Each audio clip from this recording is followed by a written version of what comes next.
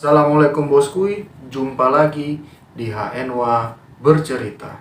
Jadi boskuy, akhir-akhir ini sedang hangat-hangatnya boskuy sebuah kasus hacker Bjorka yang tertuju kepada pemuda berusia 21 tahun asal Madiun, Jawa Timur bernama Agung Hidayatullah pada tanggal 14 September tahun 2022. Nah, katanya memiliki keterkaitan dengan Bjorka. Dan bisa dibilang boskuy, Bjorka ini adalah hacker yang jadi trending di Indonesia saat ini karena berhasil membobol sistem biodata di Indonesia boskuy. Tapi di sini aku pengen membahas hal serupa boskuy, tentang hacker yang lebih hebat lagi boskuy dalam melakukan aksi pembobolan sistem data saat itu boskuy. Tapi sebelum aku membahas lebih jauh tentang sosok hacker ini boskuy, disimak dulu boskuy intronya.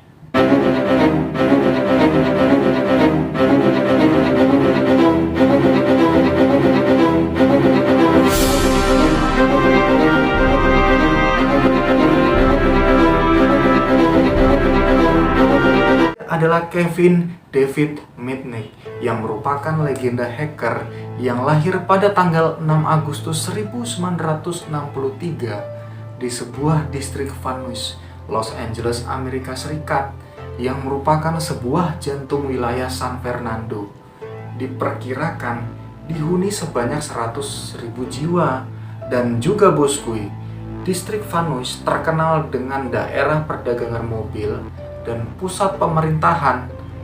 Nah, yang menjadi sebuah komoditas utama masyarakat setempat boskuy. Jadi boskuy, di saat ketika si David masih kecil, perangkat ataupun sejenis komputer merupakan salah satu barang cukup mewah. Karena boskuy, di tahun 70-an saat itu merupakan awal proses pengembangan yang penggunaannya hanya bisa digunakan oleh kalangan ke atas di rumah. Di sisi lain boskuy, tidak semua orang mampu membeli komputer. Sampai akhirnya si David ini boskuy mempelajari sistem perangkat komputer tersebut secara mandiri di sebuah perpustakaan umum di tempat David berasal. Dia buka semua sistem komputernya, dia coba komputernya, masuk kembali, keluar dan masuk, dan mencoba dan terus mengasah sampai akhirnya diketahuilah boskuy kelemahan sistem komputer tercanggih saat itu. Dan juga diketahui si David ini boskuy saat itu berusia 12 tahun boskuy. Gila, bisa dibilang di tahun 70-an itu boskuy, saat itu memang akses ke komputer memang cukup sulit dan sangat terbatas boskuy, terutama di kalangan orang biasa. Ya ibaratnya belum tentu semua orang bisa. Tapi kasus si David ini lain daripada yang lain boskuy. Selain itu boskuy, si David ini melakukan tindakan hal serupa.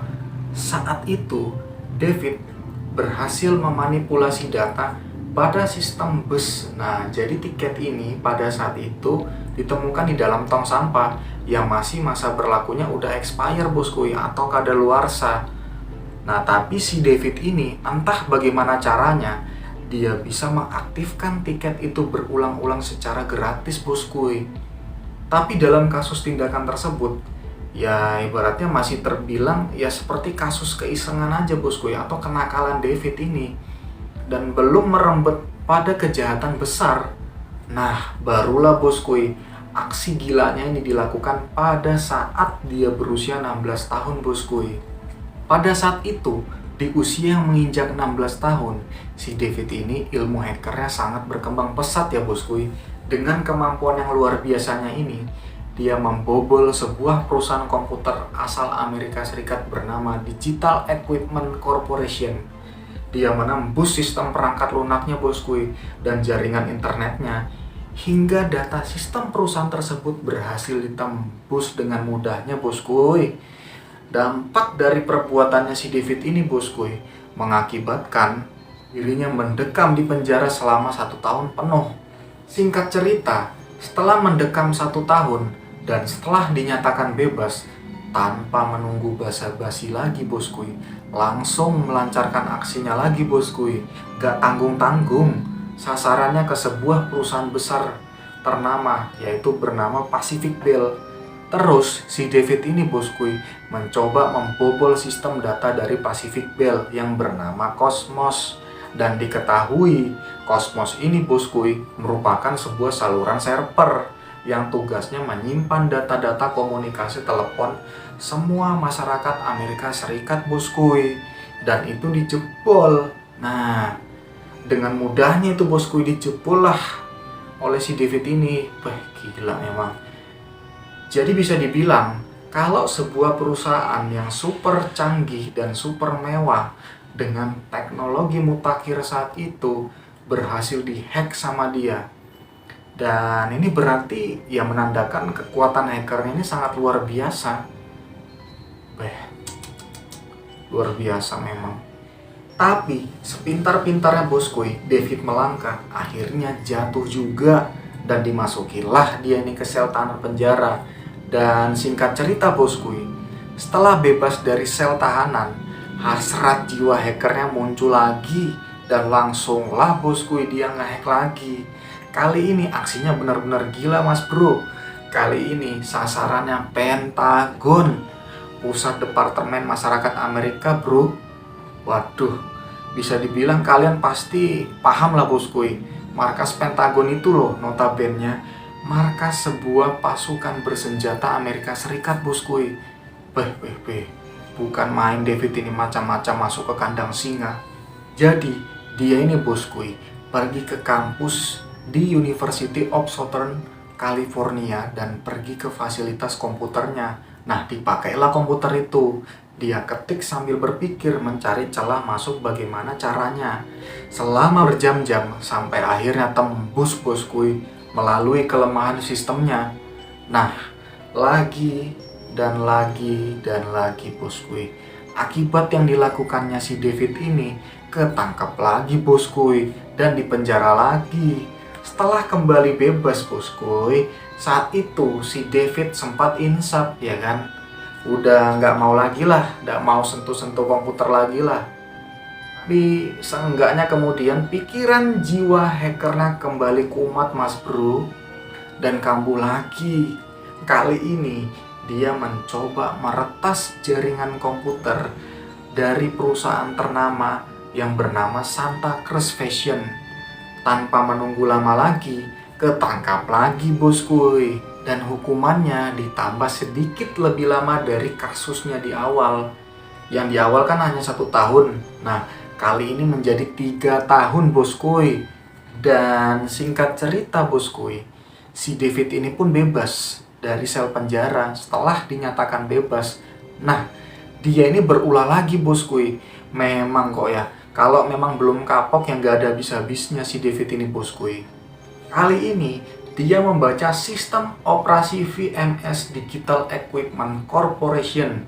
Di sisi lain, aksinya tidak dilakukan sendiri. Dalam melakukan aksinya, ia mengajak temannya bernama Lenny Cicoco. Pada saat itu, mereka kembali tertangkap bosku. Sampai akhirnya mereka berdua menjalani prosesi masa sidang. Nah, dalam pengakuan pengacara si David ini bosku menjelaskan bahwa kliennya ini atau si David ini menderita kecanduan akan komputer. Tapi ya memang secara fakta memang benar sih bosku. Dan saat itu juga si David ini dijebloskan lagi ke dalam sel selama 1 tahun. Singkat cerita bosku, 1 tahun kemudian si David ini mencoba menjalani kehidupan normal pada umumnya bosku. Dan bekerja di sebuah perusahaan asal Inggris berlokasi di Las Vegas. Setelah sekian lama bosku dia bekerja, mungkin ya seperti manusia pada umumnya mengalami titik jenuh dan rasa bosan. Akhirnya kumat lagi bosku jiwa hackernya. Di sisi lain bosku, pihak FBI langsung mencurigai kalau si David ini bakal melancarkan aksinya lagi bosku. Nah, kali ini si David ini mencoba meretas sistem komputer yang dimiliki detektif. Nah, sesaat kemudian tanpa basa-basi lagi bosku, FBI langsung melakukan perburuan ke si Kevin ini bosku. Dan di sisi lain, si Kevin ini boskuy mengetahui hal tersebut dan mencoba bersembunyi dan berpindah-pindah ke tempat lokasi yang berbeda. Sampai akhirnya boskuy, FBI memberikan catatan yang menyatakan bahwa Kevin masuk dalam daftar DPO sebagai orang yang paling dicari di Amerika Serikat boskuy. Jadi boskuy, singkat cerita, selama dalam pelariannya, si David ini terus melakukan peretasan ke sebuah perusahaan besar ternama seperti perusahaan asal Finlandia, Nokia, dan Motorola. Nah, dihacklah dia itu semua boskuy sama si David ini.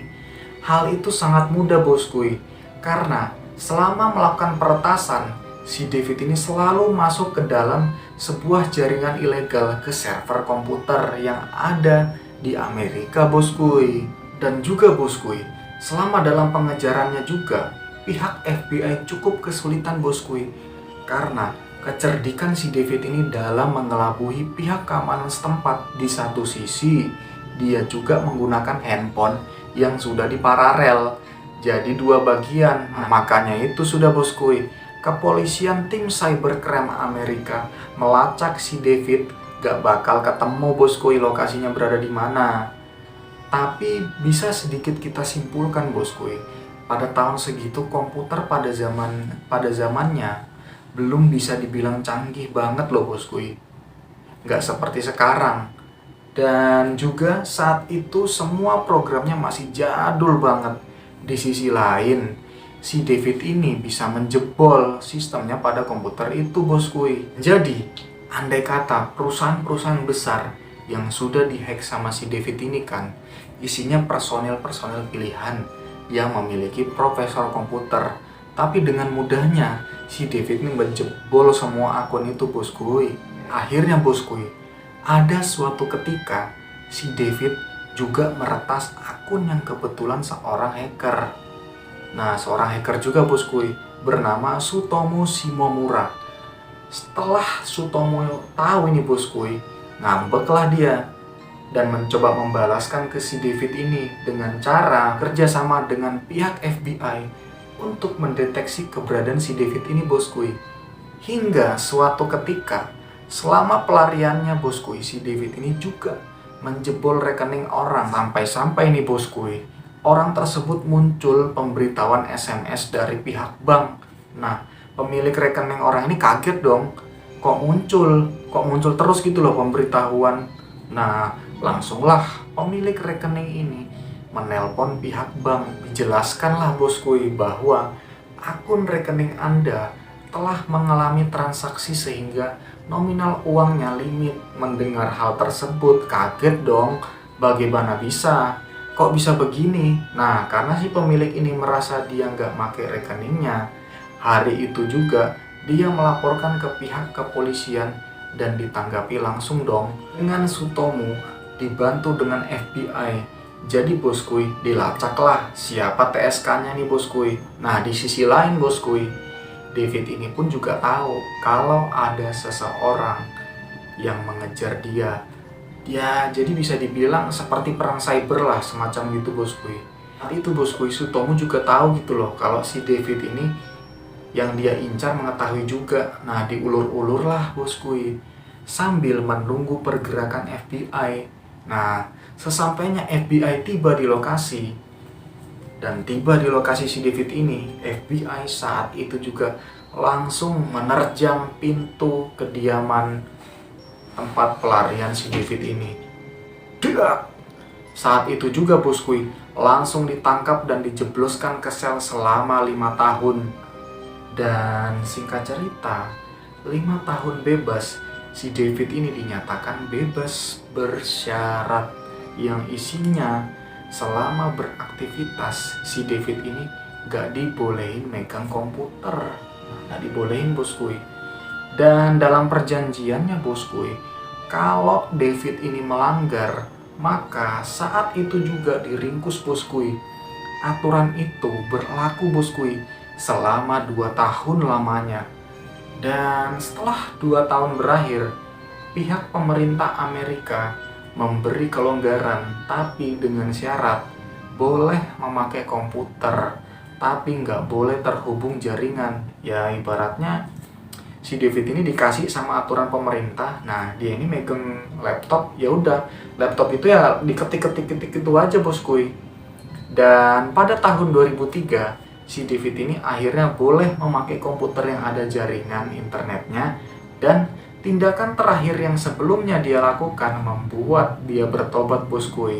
Sebuah stasiun TV asal Amerika bernama Discovery Channel memberikan anugerah sebuah gelar yang bernama Hall of Fame.